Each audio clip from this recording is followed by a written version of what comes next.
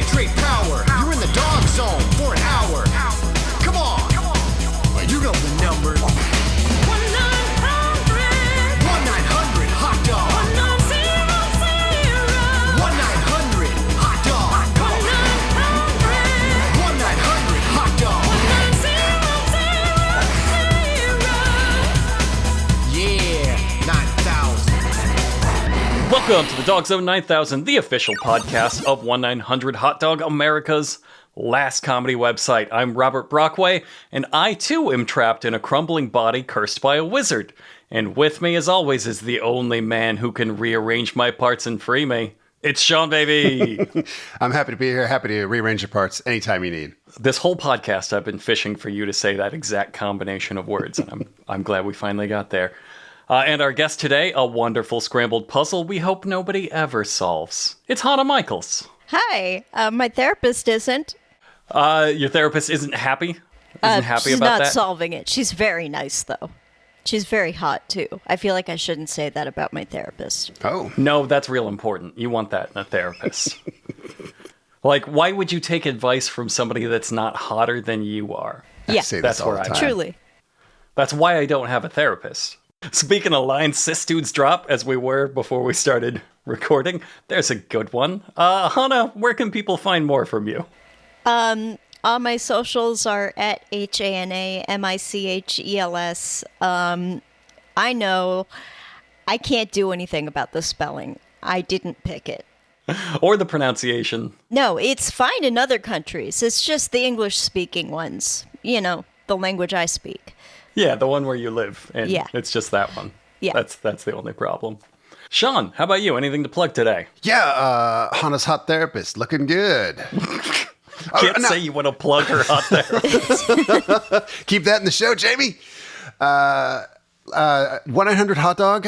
It's a comedy website with an all-star cast of people that you might know from Cracked or around the internet. It's the only place left to write jokes on the internet, so we got all the best people.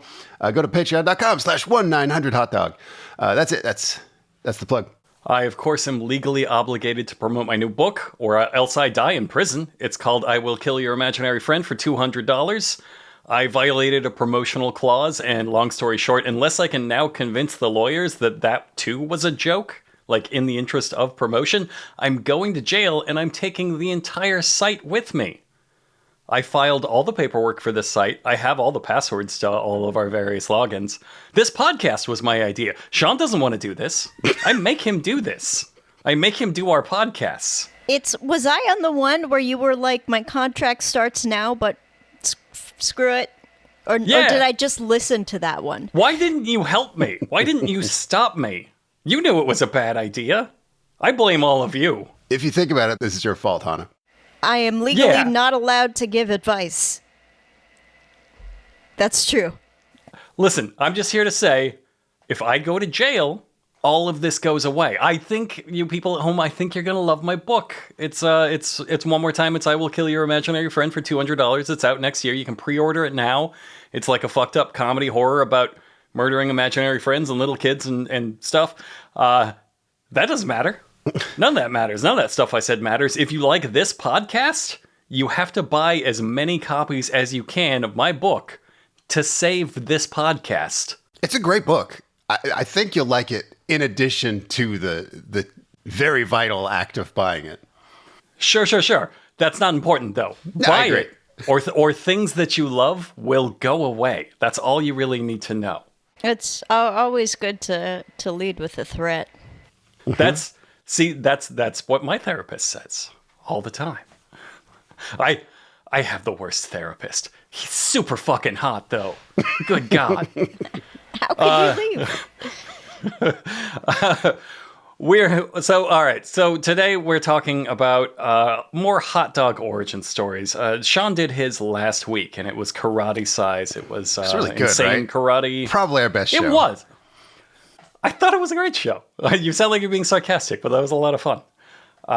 It was a karate workout tape. Only he had, and it was like the thing that you started on this journey. Garbage can be interesting too.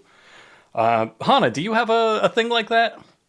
I think I wrote about it for you guys.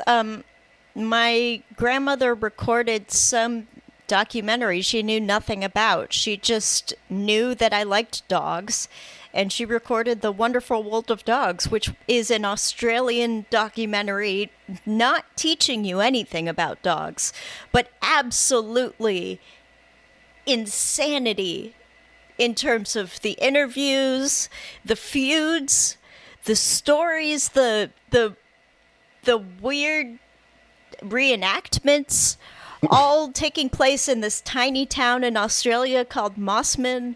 The political intrigue. It's a beautiful, beautiful film, and It was great. For the longest time, I thought it was a dream until Dave found it for me. It was real. I was right. That's the best. When you always have to wonder, like, how did this VHS wind up here? Like, yeah. How does anybody get this? For decades, I had a visual of a chihuahua just hanging out in the beak of a pelican, and no idea I thought I was just troubled. how it got in my brain. I thought it was an omen, a prophecy. Yeah. No, that is a reenactment in the film. Yeah, it's a real. You can go watch that visual. It's disturbing. It's erotic, maybe. I don't know. It's like proto-vor. Is that what they did before vor? Before the internet ruined it? Does your hot therapist have a name for it? Because I'm picturing it, and she would love this. You know, I wouldn't be surprised if she did, and she would. I asked my wife the same question the other day, and she said hers was Deep Impact, the asteroid movie, and then she was like, "Oh, I don't know. That's not a great answer. Maybe it's Samson and Sally." And then she just paused, like I was going to go, "Oh, of course." Of course, yeah. I have no recollection of whatever Samson and Sally is. I don't know. Okay, she started describing it to me, and it was completely fucking mental. It's a cartoon about whales going on like a hero's journey to find Moby Dick because they think he's the hero who can lead them in their war against the human race. This is a children's cartoon. Okay. Oh. And whales are out to wage war against humanity because we've destroyed the oceans. There's like this... She brought up a clip on YouTube and made me watch this fucked up musical number where two walruses play music on the bones of our war dead beneath the sea. And they like dance across all the sunken tanks and missiles, and then they do a steel drum bit with some radioactive waste, and at the end their teeth fall out, they get cancer and die, and that's the end of the song. Wow. Yeah, that's weirder than Deep Impact. That's a much better answer than Deep Impact. Yeah, they find at the end, apparently, this is all just what I read, they find Moby Dick in Atlantis. Only he's so old, he's gone insane from dementia, and he can't feed himself anymore. And I was like, hold on. You thought it might have been Deep Impact over this? like, you can't... You just don't... As a kid, you don't, like, you accept it. She's like, oh yeah, I must have seen that 100 times. Nobody has ever heard of that. Is the tone as sad as it sounds, or is it, like, kind of a zany dementia?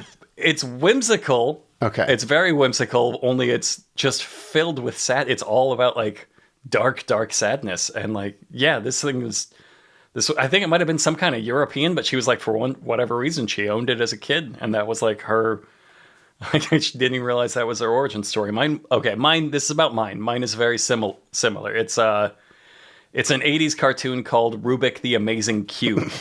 And it's the tie-in. It's not too late to have your cartoon. wife come on and we talk about the crazy whale thing.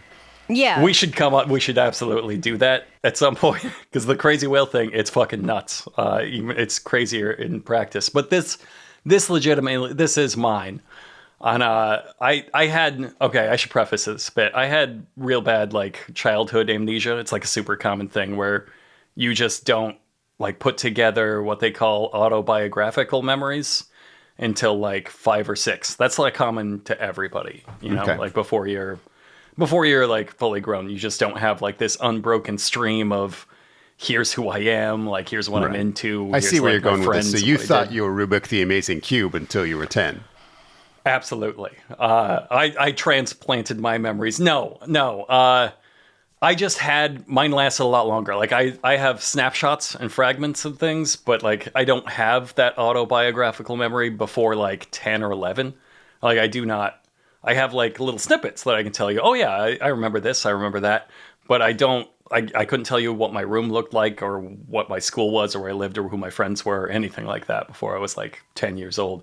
But one of those snippets is this fucking show. So instead of my childhood, instead of like a normal childhood God. full of joy and love, I have this show as one of those pieces. What a fucking nightmare. I have a similar thing with the film Mystery Men. I don't remember. Oh. I remember stories I know stories my parents tell me about what I was like as a kid, but I don't remember being that person ever. Until like what age was that for you, do you think? I don't know, maybe a little younger, maybe 8 or 9. It's still before like a 8 or little 9, longer, I it's just supposed to remember be. Mystery Men and renting that from Blockbuster, and that's it. That's it. That's my childhood. Yeah, it happens. It happens. Some Probable kids can popcorn remember. ceilings, but can't confirm. But Yeah, Paul I Rubens have getting fucked by a skunk, that is in there forever. A foundational there. memory. Just like Rubik is in my memory. See, it wasn't. I even remember like where I found it, and it was again, like all of us, it was a VHS tape, and it was one of those ones where somebody had recorded like 8 random things on it, and just really tried to crowd in everything on that little paper label. So it was just like sentence at like Rockford Files or whatever, and like Rubik the Amazing Cube, and these were like. You had this, right? You had just somebody had recorded a bunch of shit on a VHS. Maybe not even somebody you know, like you found it at a garage sale or whatever. Of course. I did stuff like that. Yeah. Yeah. Yeah. And then like you go and watch it and you just hope like, oh man, I hope it's a really good episode of the Rockford Files because this is the only entertainment I have to access for this afternoon. So like I was dimly aware of what a Rubik's Cube was. Like I'd seen it. I hadn't played with it. I hadn't solved it as far as I remember. I don't have one. Nobody's solved it. Some people apparently have. Liars. Liars, mostly. Liars. And I just remembered, like, I remember playing the tape, and when it came on that it was like Rubik the Amazing Cube, and you see that there's like a Rubik's Cube there, and you're like, okay, I have this expectation, like, as a kid, and you don't, like, it's like a subconscious expectation. You don't really know if things are going to be good or not. You just know, like, I'm going to watch this, and maybe I want to watch more of it, or maybe I don't. And, like, you don't really filter it as a kid by quality. There's not a kid going like, well, that was dog shit. Like, they're just Right. like... Yeah. So you just kind of take it in and decide whether you... That was my existence up to this point. And I just remember it being the first time where the cartoon started playing, and I was like, oh, of course, my child brain can fill in the blank on these product placement cartoons. The cube is going to be a key item. It's going to have magic powers. Maybe each of the colors does something different. Maybe it's like He-Man's sword and it like unlocks something, like it's literally a key. That's how you do a cartoon like this with like a product placement around an inanimate toy. Sure. And I was so shocked when the cartoon started and the Rubik's Cube grew a terrible old man baby face and stunted little arms and legs and started talking in this insane voice. And I just remember thinking, what the fuck is happening? That's not how you do this. Hold on, you said arms. I don't remember this thing having arms. Maybe it didn't have arms. It had terrible little legs. Right. In my memory, it definitely has little old man baby arms, like sticking out. That's probably Mandela effect. But like, because I this is just like Hana said. Like I was like, that was a dream. That didn't exist for the longest time. And then at some point I found out as an adult, like, oh, that did exist. That shouldn't have existed. Like, this is the first time I really thought somebody fucked up really bad and made something really crazy. And like, I don't know, that kind of lifts a little bit of the veil off the universe where you're like, oh, things don't just suddenly exist and then I consume them. Somebody made this, and there is a chance that they did a very bad job. Yeah. It is kind of like a nightmare of a character design. Like, it's something you'd make if you forgot you were supposed to design a Rubik's Cube cartoon and like your boss showed up in your office and you're like, no, I didn't forget about this. It's an old man baby head attached to the side of a cube.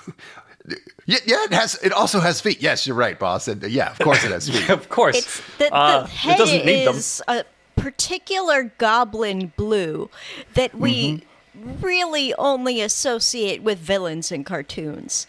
Yeah, I've written down here, it looks like Mickey Rooney's corpse in a teleporter accident. Oh, God. That's what I have here. It's a fucking nightmare to behold. Or just put him in a box if Mickey Rooney had been like dismembered and mostly shoved into a box. And left for quite a long time. Right. And refused He to would die. look Just like- simply refused to die. Turns out I'm mad at you guys whenever you just say the words Mickey Rooney now. That's fair. Oh, that's fair. That's fair. I wasn't even thinking about that.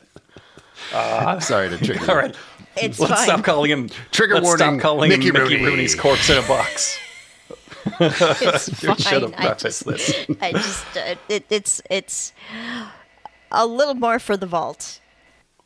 Whatever. Right back in there. That's probably good then that I've mentioned Mickey Rooney at the start of this, so maybe it'll all fold together and you can vault Rubik the Amazing Cube and you won't have to think about it anymore.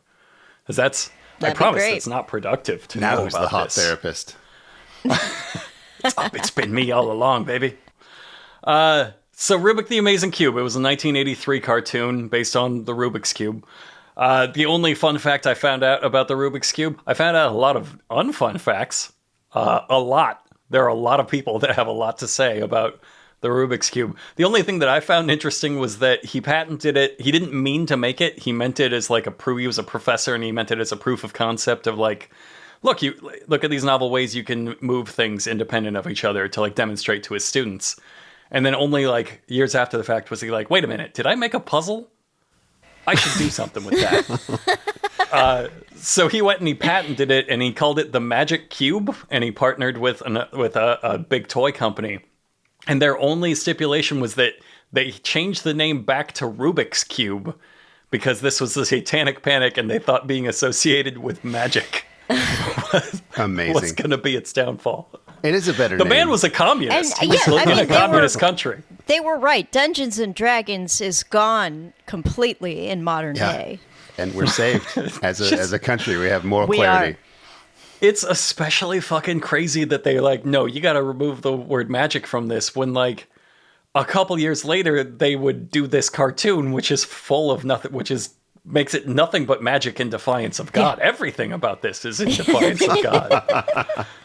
It's crazy that that was ever a concern. I had a couple of Rubik's Cube as a kid.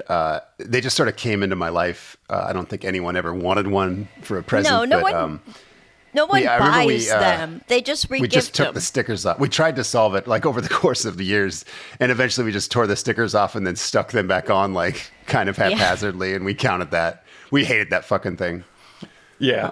There was a show I liked called Beauty and the Geek, and it was a reality show where like a bunch of nerds got paired up with hot girls and they like played little games or whatever. But one of the nerds came to the show with just a suitcase full of Rubik's Cube, and I thought, well, that's the most perfect thing that's ever happened. Like, Oh, that's the murderer. Found the murderer. I just associate them with such a nerdiness, like of all the hobbies you could have. Like I do cubes, I do speed Rubik's Cube. It's like, wow, dude, that's. And I need more than one? Like, why would you? Why? Why do you need more than one? Under the best case scenario. I think after you know the trick, you can just solve it in like 5 seconds. So you need to fuck up a bunch of them, and then you can like speed solve them all together, just so you have something to do. Since your genitals have long since run off. That's way lamer than I was. Thank you for clarifying that. Yeah, That's actually I worse. That makes appreciate me it. sadder than the answer that I was making up. I thought it would be like you would make some sort of sculpture where the colors make sense. And Oh no. Yeah. It never paid I off. thought maybe he would share them with friends. And Yeah, Sean's like, yeah, no, that no, too. it's That's lonelier. nice. It's lonelier than that. Much lonelier. All right, so Rubik the Amazing Cube had 1/2 season. It ran for 13 episodes, which is really bad for like a very popular toy cartoon adaptation. You could make those forever in the 80s. It was part of the Pac-Man Hour by an animation company called Ruby Spears, the folks who made Thundar and just a whole bunch of other stuff. Rubik himself was voiced by Ron Palillo, who you, of course, remember as... That's right, he was Horshack from Welcome Back, Kotter. I'm glad we all chimed in on that at the same time. I did recognize Ronaldo, like the older boy. That's Zan from the Super Friends and Duke from G.I. Joe. Which one was Horseshack again? He was the little Weasley nerd, the weird one. Oh, so not my friend's dad that I grew up with. Okay. Afro. I grew up with Afro friend's dad. Okay.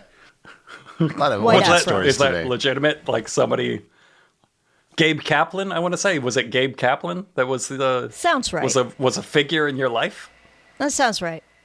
House was awesome. Perfect guest. Yeah, Gabe Always Kaplan. the perfect guest. So their theme song was done by Menudo. Okay. Menudo was absolutely huge back then, and they Now, when you figured say that- Menudo, you do mean the soup, not the band, right? I do. I mean, weirdly enough, it's both. It's the Okay. soup and the band. No, it's because they had this. This was one of the first American cartoons to have like a diverse cast in general, but like yeah. they were all Latino. Like all the main characters. It's a family of kids, and it's just a Latino family. And so they had the band Menudo perform the theme song because they were so popular at the time. Only it's the other way around. They were so big that Menudo had a contract with Ruby Spears to do little shorts in between their animation blocks. And so when it came time to like, we need to make a Rubik's Cube cartoon, somebody was like, shit, we need that Menudo heat. Let's make the family Latino, and that will entice Menudo to do the theme song for the Okay. show. Wow. What Which, it takes for Los Angeles to cast Latinos. Yes, that's how much they had to give Amazing. in. They're like, we got to thwart Satanism and court the Latinos. This is a very Catholic cartoon we're making. Yeah. I guess I noticed it. I was like, oh, a Latino family. And then I thought immediately, like, oh, that's kind of a bummer that, like, I can't think of any other Latino families in cartoons. And also, Yeah. this is like the worst one, that they got the worst Yes. one. Yeah. I was like, oh, that's kind of a Absolutely bummer. the Yeah. worst one. And the city of entertainment has no shortage of Latinos. Right, but Yeah. that's That's why it the felt link like a to- choice. It felt like such a deliberate decision to say, all right, we'll give them one, but it's going to be the worst one. Yeah, but it wasn't even. It was because we need their help. We need for some We reason need there are this- popular Yeah, Latinos. there's still an And edge we of need their exploitation help. to it. Yeah, great job, Hollywood. So we watched for this podcast. We watched the pilot episode of Rubik the Amazing Cube. That was what you watched. That was the very pilot. first episode. Oh. Holy Yes. shit. So that means that the Yes. very first words this character says are, candy is good. Like that's Yeah. that's how we're in that introduced terrible to the character. voice. I have to now- say, nothing about this cube or its powers or the way that they work is explained in the pilot. Now that's Or because why it this- lives this- with the family. Here's That's how 80s because- I am. I just yada yada that. I'm like, yeah, okay, the cue's magic, fucking whatever. Of course it is. Didn't care. Yeah, Sean's on the wavelength. That's because back in the 80s we had a mechanism for doing all of this, and it was the expository theme song. On a mysterious night, Rubik Cube appeared, bringing happiness. Rubik Cube has changed everything in our lives. He's colorful, magical, lovable. Rubik, he's our friend. Rubik, the amazing cube. Hello, my name is Rubik. That was it. Stunning. It sounds like someone making fun of Menudo. Like of just Yeah. It also sounds like someone falling down stairs during the There's a song. lot of sound yeah. At effects. least one person died during the recording of whatever the fuck that was.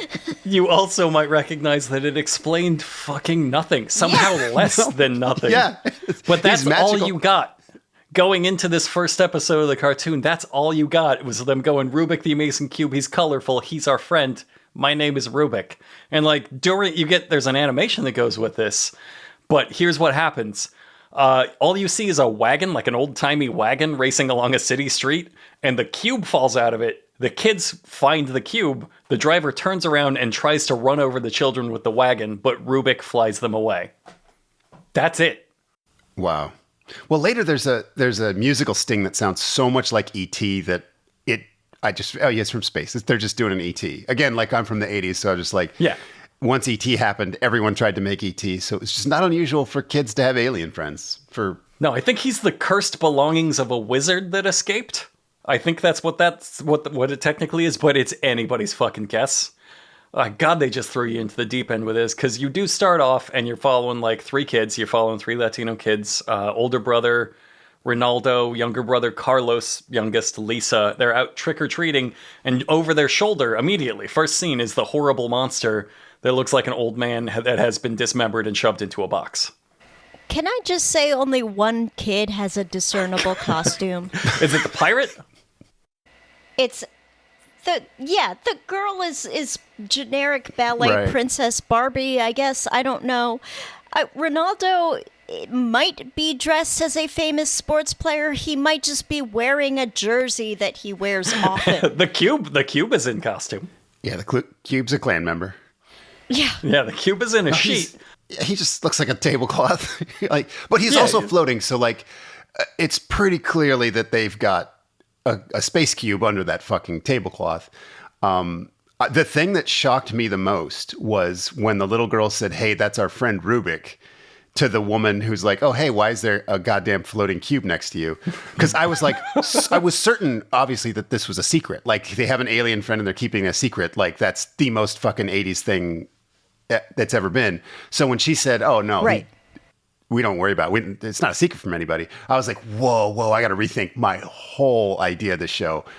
But it turns out he is a secret. It turns out they are hiding Rubik from the world, and this little girl just blew it just instantly to the first person she saw. She's like, "Yeah, we're harboring an alien. It's quite dangerous." Do you ever think maybe it was a mistake to tell all the children of the 80s that if you have a really special friend, you should keep it a secret?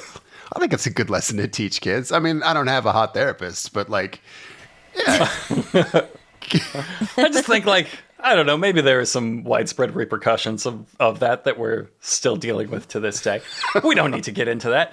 The kids leave and they see a haunted house and decide to trick or treat at it, even though they do acknowledge they know nobody lives there. Nobody lives there. I dare you to go trick or treat at it. Yep. Another thing, I was just like, yada, yada. Like, I saw the haunted house. I'm like, just go in the haunted house. Don't even fucking talk about it. I know you're going in the haunted house. No, Yeah, but they no. have to stretch so far. I'm with you that, they're going to go there. They knock on the door swings open. They go in to explore a mystery, right? And they get in trouble. Fine. That's the setup. That what happens. Rubik, while they're on the porch, Rubik blows a bubble, floats up to the roof. The bubble pops, and he plummets through the floorboard of the house's porch down the stairs into the basement. And that's the simplest way the writers could think to get 3 children in the 80s inside a haunted house. I'm sorry, I'm going back to the trick-or-treating because the little girl said, "Oh, that's not a person, that's our friend Rubik."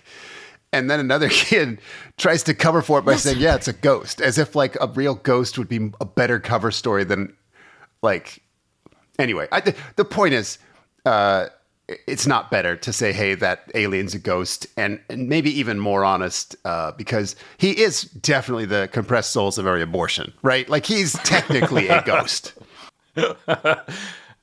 Yeah, he's the avatar of ghosts. Yeah. He's like if you have a folder full of ghosts and you hit WinZip. You're just like, this is the file.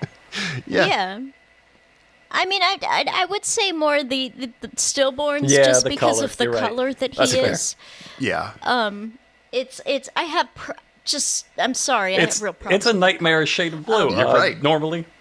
It's not a Yeah, color it's for a reserved living for thing. this was the universal shade of the undead in the 80s. This is kind of like Skeletor body kind of color. You're like, "Oh yeah, I know. That's an evil ghoulish creature from beyond the grave." Yeah. Also, as a rule, 80s and 90s cartoons had some really weird ideas about what bubblegum would do to your body. Yeah, they did. As he's floating up on his bubble, the little girl's like, "You can't swallow gum." He's like a fucking alien square or something. He can You don't do know. whatever he wants. I would Yeah. have just left him in the porch for dead. He fucking sucks. Fine, we're finally rid of him. So we get to the core. This is the core conceit of the entire show, of every episode, and it's this. Rubik the Amazing Cube only comes alive when he is in a solved state. When the puzzle has been in its final solution. When his cubes are scrambled, he just becomes a cube that hates being a cube.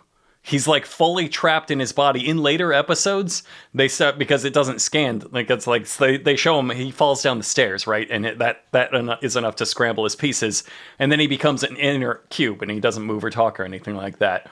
In later episodes, they decide that's not good enough shorthand, and you can hear his muffled voice screaming for help from inside the cube. It's such a fucking nightmare. So, like, if anybody touches him, if anybody jostles him, if he becomes, like, moved around in any way, he gets locked in syndrome. He gets stuck inside his horrible body. Presumably and can't forever. escape. Like, who knows how many thousands of years he was just stuck like that on some distant moon. God, imagine how frustrating it would be to watch child after child after child pretend to solve you for like 2 minutes and be like, well, fuck this. And walk If away. you caught this at the wrong moment, you might think your like cube at home was whimsically alive and just screaming to be let out, but you couldn't solve it. And all day long you're trying to solve it to just help your friend. Like, that had to have happened more than 0 times. I think that was the intent behind the show, was like, see, kids, you can't stop playing with the Rubik's Cube after 2 minutes. You have to solve it because there's a little man trapped in there and he's screaming. You can't hear him, but he's screaming. He's in agony every second you don't solve the Rubik's Cube. Like, God, how devastating to a child. Here's the other thing about cartoons of that era is that, like, the danger's so immediate and understandable. Like, the children fall in a hole and you're like, oh shit, they're stuck in a fucking basement. But then, like, this gigantic dude just pops out of the shadows behind them with like a grin on his face because he's going to kill them. It was just yada yada. Like, he's not like, hey, who's this in my basement? He's just like, yep, obviously there's a murderer in this basement that kills children. This murderer, by the way, is a pink-haired mouth breather. I felt very attacked.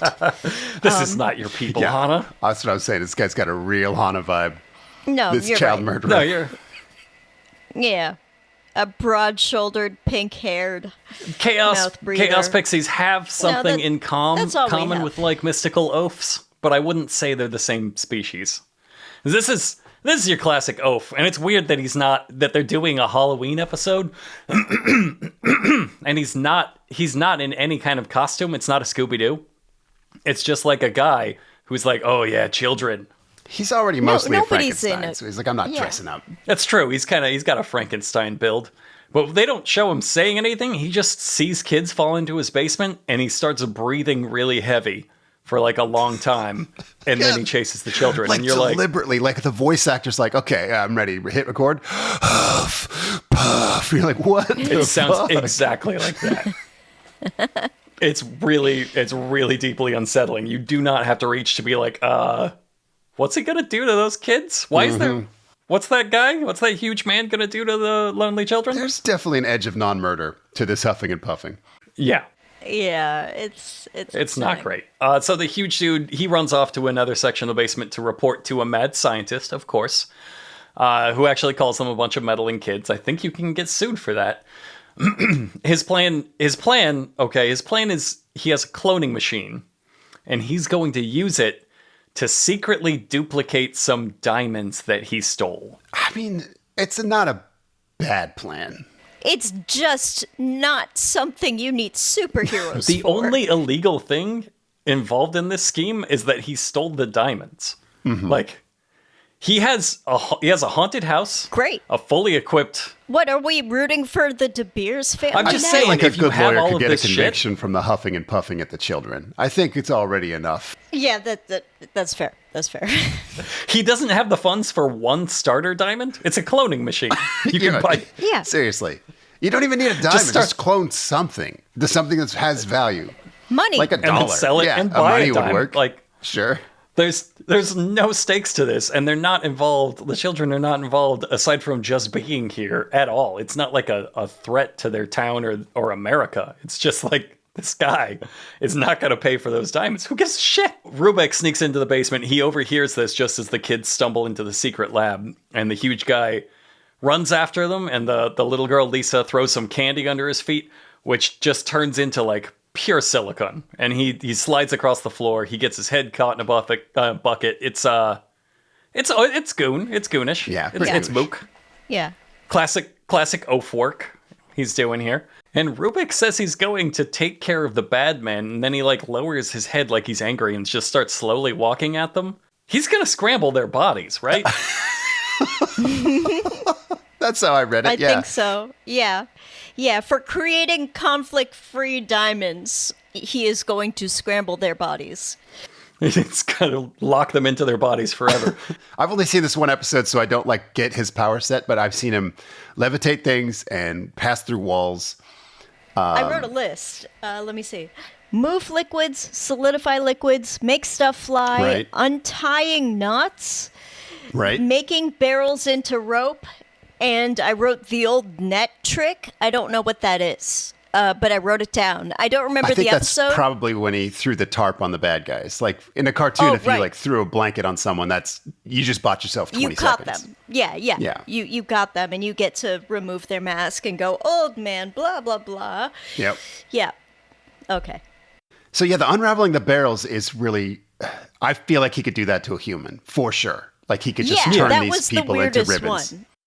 He can do whatever the fuck he wants. Yes, that's his what list I- of powers just in the pilot episode are fucking anything. Like beyond. One of the bad guys the actually worst- says that. I think the scientist says that cube can do anything. Yeah. Yeah. And that, okay, the scientist says that cube can do anything after he sees the cube. Let's see, he thinks Grows he gigantic. We forgot increases one. his. Oh, Yeah, right, he right, right. increases his size 100-fold. He freezes the scientist in a block of ice. He disappears through a wall. He makes the children fly. All of this is within like a minute yeah, and a no, half. I This didn't is- include the his own body powers in that list. Yeah. And the scientist at the end of all that just says, "That cube can do anything." Like, yeah, you did not define the powers. There's a really funny moment in here where the kids are trying to run away from him, and the scientists, they run into a door and they like try to open the door in the scientist's lab and they can't because it's locked. And the scientist says, "Are you looking for this?" And then he holds his hand open and the camera gives us a super close up so you can see that the animators forgot to draw a key or anything. Oh, I It's thought just that's his because the empty resolution was low. That's amazing. yeah, There's same. nothing in his hand? There's nothing in his hand. That's so fucking awesome. I thought that was the YouTube video. Jesus Christ, what a show. Then in that case they would make the they would have made the key the exact same color as the hand and forgot to draw any Right. lines. You're right. it's So, true. like- it's Oh my still a God. strange choice. I rewound like 3 times and looked as close as I could. I don't think there's anything in his hand, which I think is a very funny thing to do when like a bunch of children are trying to escape your basement and shaking the door and you're like, "Are you looking for this?" And you hold out nothing. Like, and you're like, "That's your right. Your Fucking human jack hand? shit." No, sir. Absolutely not.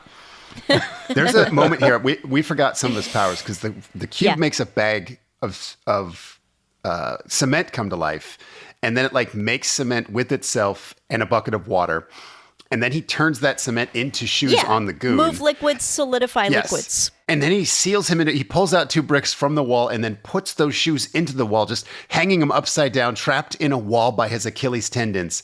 This man is going to die in such pain. Yeah. It was so inspired. Like, it was like he understands human anatomy enough to say, like, oh, I know a fucking painful way to kill this dude. It's going to take 7 steps. So sit back. Yes. I have sealed you in a wall, but not like the way you're thinking. Like Yes. you become part of the wall. It's so nightmarish and insane. And that's after he uses one of his other powers, which is to shout "quick dry," and he mentally quick dries the cement. Yep. Yep. Solidify He's got the liquids. power I to- forgot move solids, solidify solids. And obviously he can levitate. We get that he can levitate, but these bags came to life. Like, these bags had like a whimsy and they were moving and dancing, like a Fantasia type of thing. Like, Yes. those bags for a brief moment were alive, and then he Yeah. killed them. The music they were playing was very Fantasia in that moment. It's just such a completely, like, you can see this right away, like a completely insane way to solve a problem in a cartoon based on problem solving. Like, this is their pilot episode. It's the first half of their pilot episode, and they're like, "What does he do with the goon?" I don't know. He mixes cement with his mind and quick dries it on his feet, and then flips him upside down and takes like 2 goon-shaped foot bricks out of the wall and then replaces them with the goon's feet, so that he's like, "What the fuck are you talking about, Jerry?" Like, let's start small with like a net. Let's do the net thing first. No. Kids will see that coming. You know what they won't see We coming. got 13 goddamn episodes of this to get through, Jerry. We can't start that in the pilot. You mentioned problem solving, and I think what happened next in the script was kind of interesting problem solving, because like they want to put solving Rubik's Cube into the script. And so the bad guy puts the cube into the cloner. He's like, I got an idea. I'm going to make a ton of these cubes because one is so easy to deal with. But the cube is like been jumbled up. And so he makes a fucking whole bunch of jumbled up Rubik's cubes. So now the kids are like, which one is Rubik? We've got to solve them all. And I think this is pretty good writing that they wanted a situation where kids would have to solve hundreds of Rubik's cubes. In 13 minutes, they found a way. It's crazy. Like they had to create a whole bunch of crazy shit to get there, but it has an internal logic that's kind of consistent to get to this place where, like, yeah, dude, the script calls for them to solve Rubik's cube. Like, fuck it, it's what you wanted, boss. I don't know. Yeah, and the only way to do that was to have an evil scientist trap him in a jar and shake him around to scramble him. Yep. And then bring him to his cloning machine and say, the power of this cube will make my cloning 20 times more powerful. I agree, It's insane, but it's insane in And then kind of a way that makes sense in the cartoon's logic. Bring the bowl of Rubik's Cubes back, have the parents Yeah. not question why they have a bowl of Rubik's Cubes instead of candy, and then bring it upstairs, and instead of solving them, giving up in 2 minutes, and the dog does it. Yeah. The wanna dog talk about the senses mom. evil in the cube. Oh, yeah, the mom says the word Karumba, like the vacuum. I had to write that down. I think what I liked is that, like, the kids come home with these bags of Rubik's Cube, pretending it's Halloween candy. I'm like, great, they can get away with this. But the mom's like, come on, I know my diet won't let me have candy, but give me a candy. And they're like, fuck, I can't remember what they do, but it was not a no. It was just like... Okay, I remember. The mom says, give me a piece of candy. One piece couldn't hurt. And the little girl just says, it'll hurt. Right. And she's like, cool. Like, the mom is not all there, is what I'm trying to say. Yeah. Like, Yes. And that little girl's fucking crazy. That's some Spartan shit. It'll Yeah. hurt. Yeah. What? I mean, I guess it's a joke about biting into a Rubik's Cube. I guess. But, like, the mom doesn't know that. Yeah, She's just like, did my child she's just say she was going to hurt cool me? with her child fat shaming her? I guess. yeah. Okay. So the evil scientist has accidentally cloned hundreds of Rubik's Cube. In an ideal world, they would all be a clone of Rubik the Amazing Cube. But I guess because he wasn't solved, they're just scrambled. And they've snuck them home so that they can frantically solve them and try to free their friend. Because, again, he hates being a puzzle.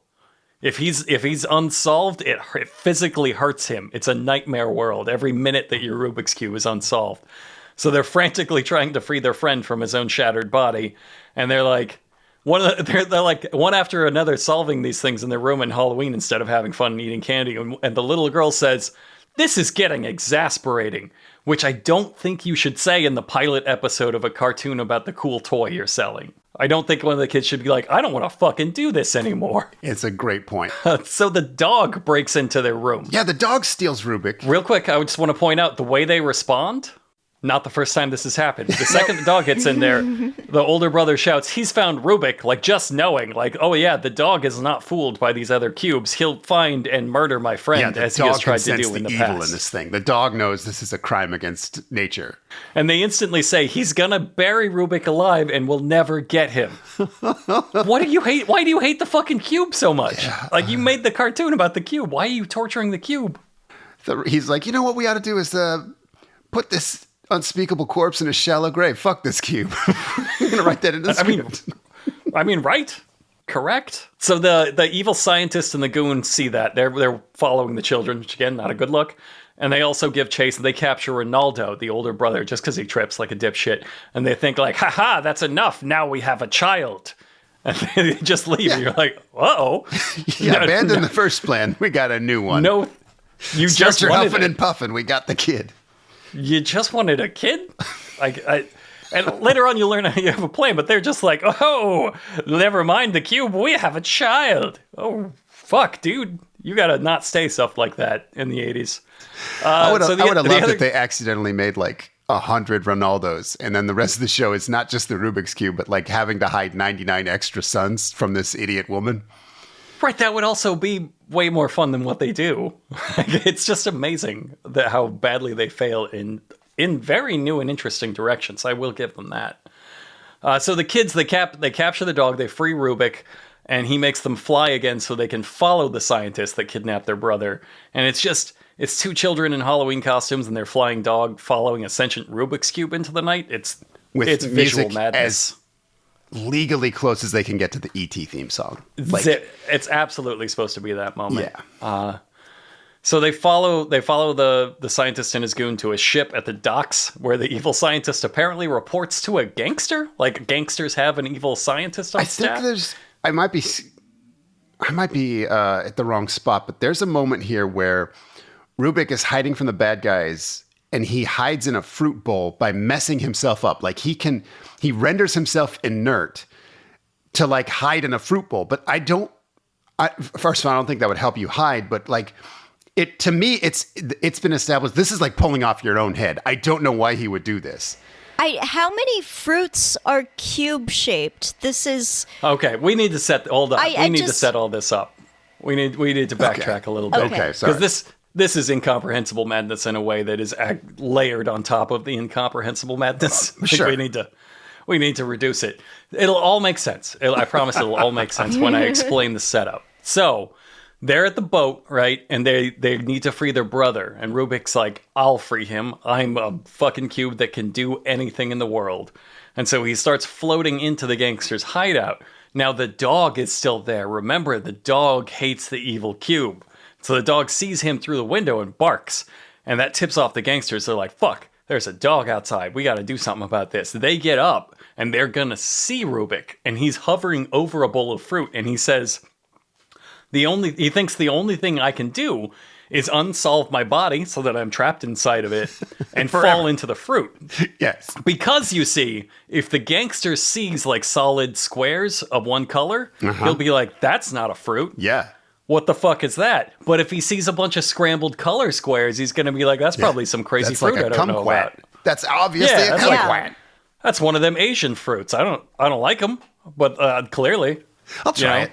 obviously. I mean, it's that this is all the attention that Dave and I pay to cleaning up the kitchen, so I understand. We found a Skinamarink phone once, so like I guess I could see how you could overlook a Rubik's Cube.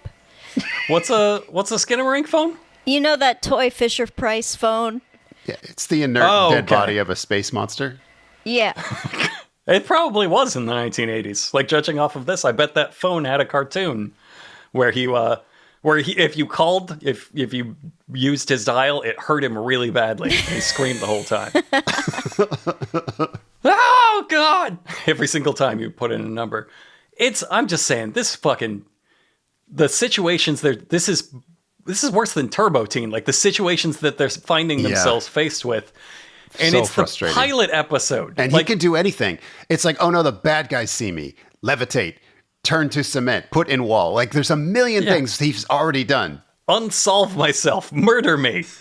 and hide my corpse in fruit. It's like, I don't know. You wrote that in the pilot episode? Like, this is some season 4 panic where you're like, I don't know what we're doing anymore. I don't know how to get Turbo Teen into the sauna. Like, it just doesn't make any sense. So we're coming up with this shit. This place is built of bricks. Things that have edges. Like cubes. Or you could just, again, scramble all of their bodies with your god powers. Yeah. Like, you don't need to be scared of them at all. You can solidify liquids, solidify their fucking blood, man. Turn their blood into cubes, Rubik.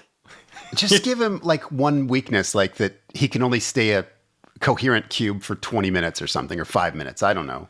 Like, see, that's what I'm saying. There's, like, so many easier, like, just off the top of your head. Like, each color is a different power. It shoots red shoots a laser, right? Yellow is like gives you super speed. I don't know. Whatever it is. Then he uses all you can 6 only powers, use 1 power per time you solve it. Dies forever.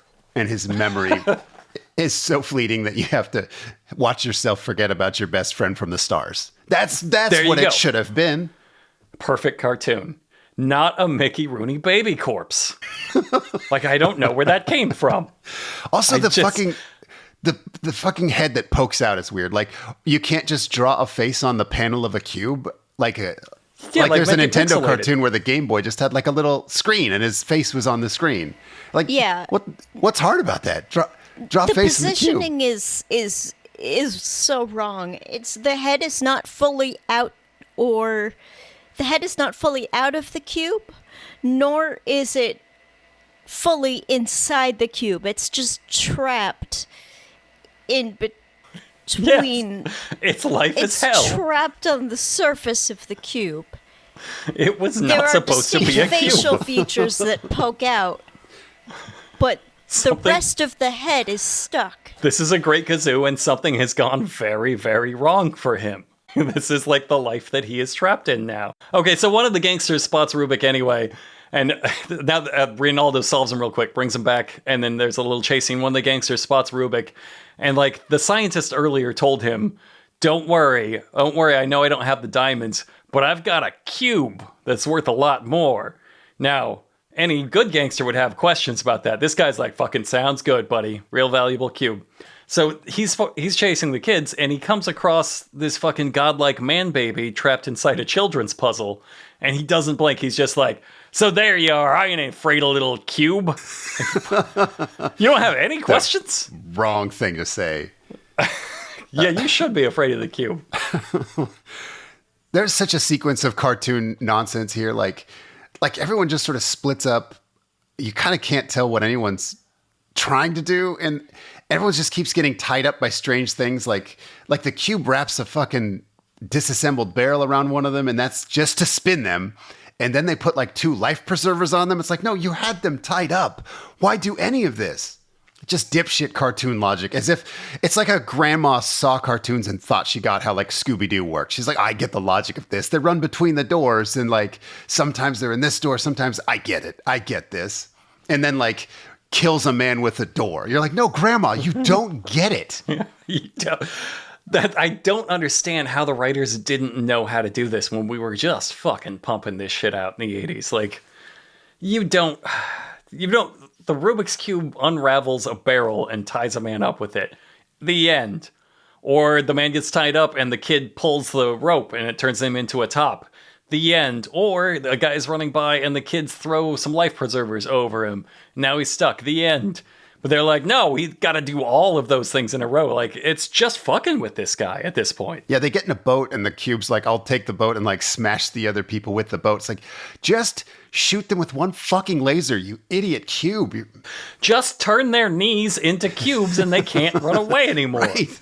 A cube is not a good joint. Rip them apart. Teleport them to jail. Do something to their blood. Let them die as little boxes. Be the horrifying thing you are. Put their eyes in their hands. The kids are like, why aren't they moving? And the cube's like, I turned their blood to cement. You're like, oh, Jesus Christ.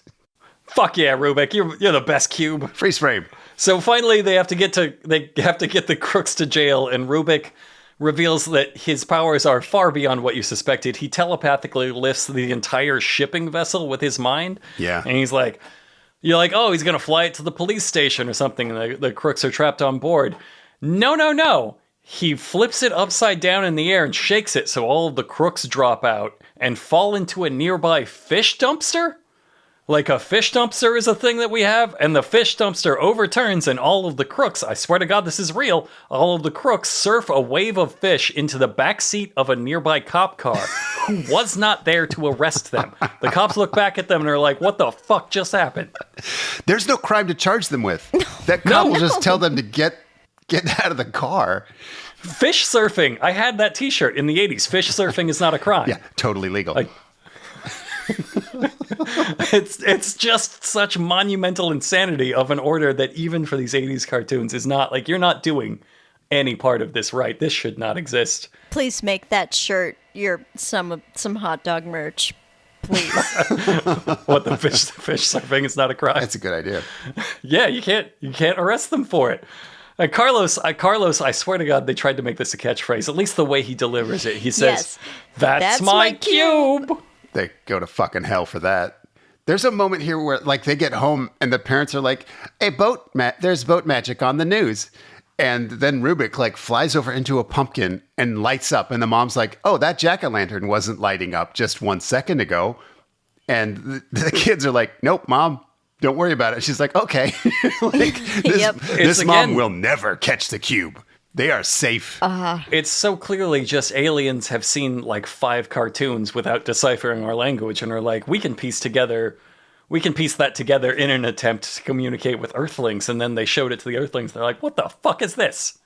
This doesn't make any... Is that a joke? This mom is one of those housewives that just swims in a sea of Valium, and I am jealous.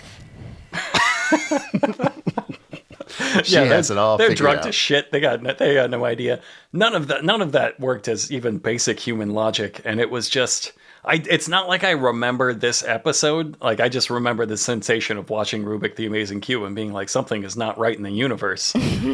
And then that was like the first time that moment hit me while watching a piece of media. But like going back and watching it as an adult, it's every element is so much crazier. Like none of this, you didn't have to do any of it. There was an easier, simple way to do every single step of this cartoon, and you chose madness all the way. Every time that was an option. And like, oh yeah, that's my hot dog origin story. Congratulations. You know what? Let's listen to Rubik the Amazing Cube again. On a mysterious night, Rubik Cube appeared, bringing happiness.